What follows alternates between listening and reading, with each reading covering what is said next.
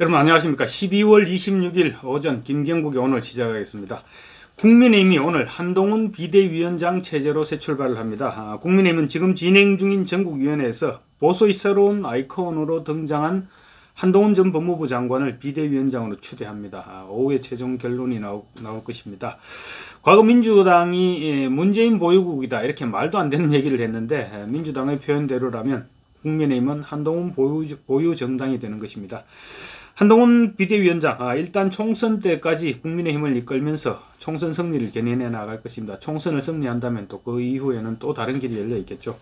그리고 총선 승리로 진정한 정권 교체를 마무리하고 이재명 체제를 끝장내야 됩니다. 그래야만 대한민국이 제대로 설 수 있고, 대한민국 정치도 제 궤도를 타서 정치 발전을 기약할 수 있게 되는 것입니다. 한동훈 비대위원장은 오늘 오후 수락연설을 통해서 앞으로 국민의힘이 어떤 방향으로 나아가게 될지 그런 청사진을 발표할 것입니다. 한 비대위원장은 오늘 수락연설을 누구의 도움도 없이 혼자서 작성했다고 합니다. 통상적으로 당에서 지원을 하는데, 당에서 말씀 자료가 필요하냐 이렇게 물었는데 본인이 직접 쓰겠다고 대답했다고 합니다. 법무부에서도 법무부 관계자들도 중요한 스피치가 있을 때는 본인이 직접 작성을 해왔다고 전했습니다. 따라서 오늘 수락연설은 온건히 한 장관이 속내를 담은 한 장관의 향후 당 운영 방향 그리고 쇄신 방향과 직결될 것으로 봐야 될 것입니다. 정치권에 지금 거대한 매기가 등장한 것입니다. 한동훈 비대위의 대대적인 혁신이 예고되면서 여당은 물론이고 야당까지 지금 긴장감을 늦추지 못하고 있습니다. 우선 국민의힘 윤석열 대통령에 이어 한동훈 비대위원장까지 외부에서 수혈해야 하는 지금 이런 안타까운 상황이 국민의힘의 현실입니다. 이 같은 서글픈 현실을 타개하기 위해서라도 당이 변화돼야 되고, 한동훈 장관에게, 한동훈 비대위원장에게 부여된 최우선 임무도 바로 이 부분입니다. 대대적인 쇄신. 당내에 있는 사람은 어느 누구도 쇄신의 필요성에 대해서 이의를 제기하지 못할 것 같습니다.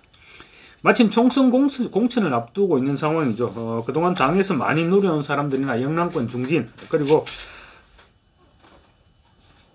홍위병 역할을 했었죠. 홍위병 역할을 해온 일부 초선들, 영남권을 비롯한 일부 초선들도 대거 물갈이를 해야 됩니다. 물갈이 대상에서 절대 제외돼서는 안 되겠죠. 그렇게 볼 때 떨고 있는 현역 의원들이 지금 아마 굉장히 많을 것입니다. 현역 의원들이 이 같은 떨림, 조만간 공천 탈락에 대한 반발로 이어지겠죠. 그렇지만 한동훈 장관, 한동훈 비대위원장의 지지율이 굳건한 상태에서는 반혁신분자로 찍힐 수밖에 없을 것입니다. 한동훈 비대위원장의 과제, 산적한 것 같지만 또 알고 보면 그렇게 힘든 과제도 아닙니다. 당장 비대위를 구성해야 되는데 현재까지는 범죄심리 전문가로 지금 험지인 수원 출마를 수원에 출마하겠다고 손을 들었죠. 인재 영입 1호 이수정 경기대 교수입니다. 이수정 경기대 교수에게 합류 의사를 타진해왔고, 이수정 교수는 거절을 하지 않았다고 합니다. 그 정도까지 전해지고 그 이외의 인물은 아직까지 아무도 전해지는 것이 없습니다. 당 안팎에서는 7, 8, 9 비대위를 구성하지 않겠느냐 이런 전망이 유력합니다. 그러니까 70년대, 80년대, 90년대생 30대, 40대, 50대가 되겠죠. 이런 젊은 비대위를 구성한다 이런 것이 대체적인 방향인 것 같습니다. 비대위부터 젊어지고 세대 교체를 단행하는, 신체적인 나이뿐만 아니라 머릿속까지 젊은 그런 인재들을 발탁할 것이다 이렇게 볼 수 있을 것입니다. 한동훈 비대위원장은 성탄 연휴 내내 모처에서 비대위 구성과 그리고 당 쇄신 방향, 당 운영 방안 이런 부분들을 검토했다고 합니다. 다음으로 내일로 예정된 이준석 전 대표의 탈당이 있는데요. 이준석 전 대표 탈당 한동훈 비대위원장이 특별히 할 일은 없죠. 이준석은 탈당 선언하고 국민의힘은 제가 할 길을 가면 그뿐입니다. 이준석 전 대표는 지금 언론에서도 관심도가 완전히 멀어지고 있죠. 그래서 내일 탈당할 때 아마 뭔가 쇼킹한 얘기를 할 가능성이 높습니다. 그렇지만 이준석 얘기 이제 굳이 신경 쓸 이유도 없고 또 거기 신경 쓸 시간도 없습니다. 여론도 그렇게 과도하게 관심을 가지지는 않을 것입니다. 왜냐하면 이준석 신당이 이제 거의 한풀이 꺾여버렸죠. 그리고 신당을 창당할 수 있을지조차도 사실은 지금으로 볼 때는 미지수입니다. 한동훈 비대위는 제갈 길을 가면 그뿐이죠. 그 다음으로 이제 28일 날 민주당이 김건희 특검법을 본회의에서 처리할 것으로 보입니다. 근데 이 김건희 특검법 말 그대로 반헌법적이고 정략적이죠. 그리고 민주당이 국민의힘을 제외하고 날치기 처리한 그런 법안일 뿐입니다. 한동훈 장관이 이 관련해서 얘기를 했죠. 복잡한 일은 간단하게 처리하고 비교적 쉬운 일에 대해서는 좌고우면한다, 이런 자기 자신의 스타일을 밝힌 적이 있습니다. 김건희 특검법 역시 이 같은 기준에 의해서 생각하지 않을까 그렇게 보입니다. 한 장관은 김건희 특검법과 관련해서 다음 총선에서 민주당이 원하는 선전선동을 하기 좋게 시점을 특정해서 만들어진 악법, 이렇게 규정을 했습니다. 이렇게 비판한 기조에서 아마 해법을 찾지 않을까 생각됩니다. 어쩌면 한동훈 비대위원장 머릿속에서 김건희 특검법에 대해서는 크게 비중을 두지 않고 있을 가능성이 높습니다. 사실 정치 공세인 특검법에 대해서 정답은 있을 수가 없죠. 얼마만큼 국민들의 마음에 다가갈 수 있느냐, 여기가 이런 부분이 정답의 영역에 속하는 부분이기 때문입니다. 다음으로 이제 공천관리위 구성 문제가 있습니다. 공천관리위원장에는 한동훈 비대위원장 머릿속에 지금쯤 공천관리위원장 그림이 그려지지 않았을까 싶습니다. 공천관리위는 내달 10일까지 공천관리위원회 구성을 완료해야 됩니다. 그래서 위원장 인선을 서둘러야 그 다음에 또 공천관리위원회도 위원들도 인선을 하고 할 수 있기 때문에 최대한 서둘러야 될 것 같습니다. 공관위원장의 뜻밖의 인물을 추천할 것으로 보이는데요. 지금 국민의힘을 쇄신하기 위해서는 한동훈 장관 본인처럼 한동훈 비대위원장, 자꾸 장관이라 그러네. 한동훈 비대위원장, 한동훈 대표 본인처럼 정치권에 빛이 없는 사람을 데려와야 됩니다. 공천관리위원회는 국민의힘 인적 쇄신의 최전방에 서게 되는 것이죠. 최전방에서 지금 천병 역할을 할 공천관리위원장을 섣불리 인선할 수는 없을 것입니다. 여론을 바탕으로 고인물을 대폭 퍼내고 신인 등용의 폭을 넓혀 나갈 수 있는 그런 인물을 발탁하겠죠.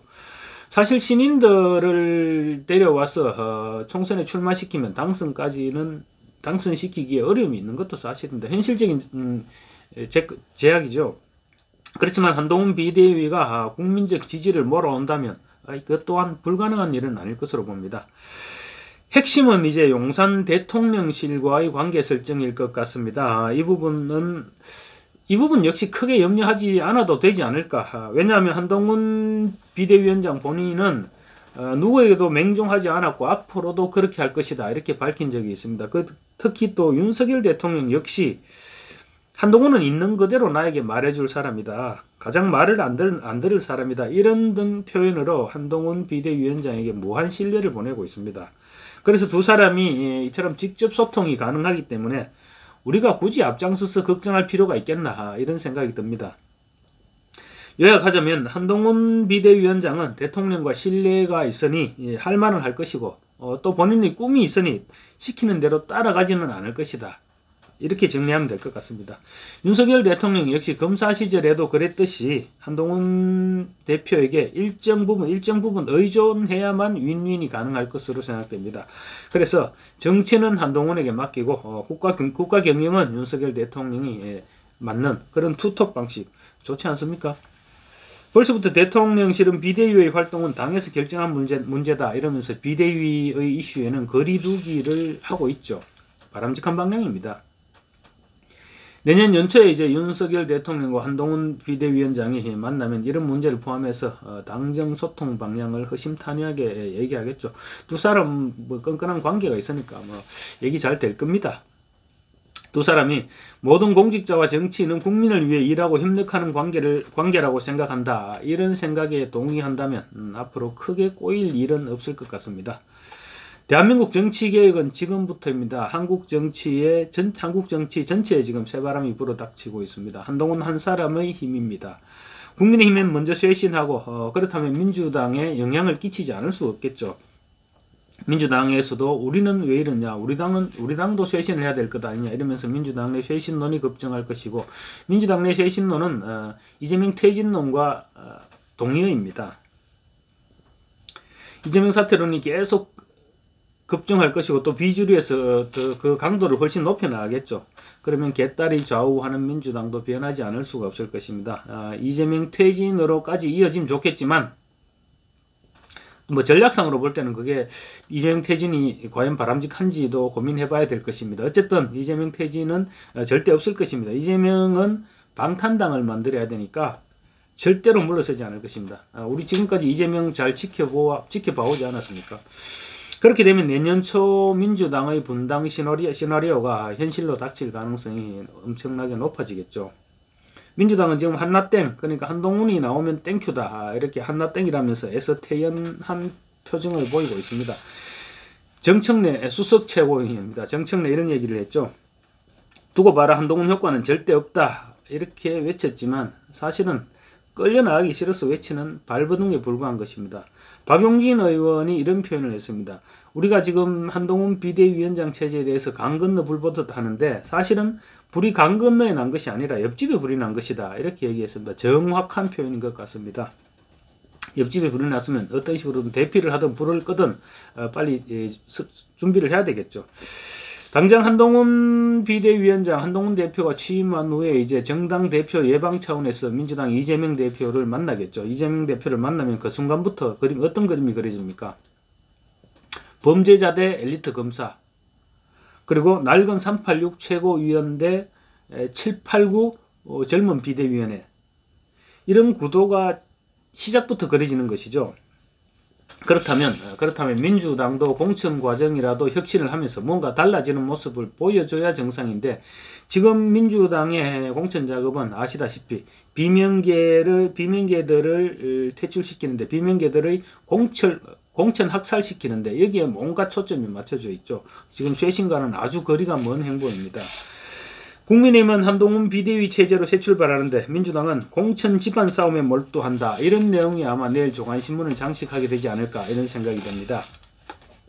잠시 후면 국민의힘 전국위원회가 끝이 나고 한동훈 비대위원장의 수락 연설이 나올 것입니다. 한 비대위원장 수락 연설이 나오는 대로 다시 찾아뵙겠습니다. 감사합니다.